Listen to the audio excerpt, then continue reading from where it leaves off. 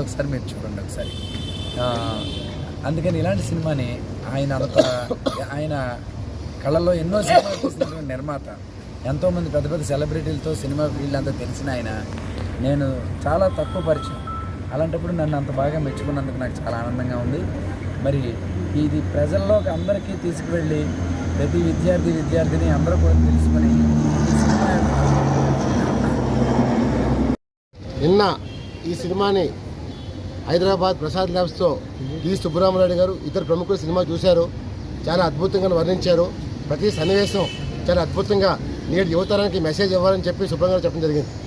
మేము ఈ సినిమాని ప్రమోషన్స్ భాగంగా మేము ఇంకా పెద్దలకి సినిమా 100 రూపాయల టికెట్ ఇద్దాం అనుకుంటున్నాం.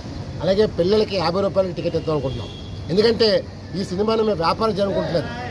అల్లు సీతారామరాజు కథ ప్రతి ఒక్కరికి చేరాలని, ప్రతి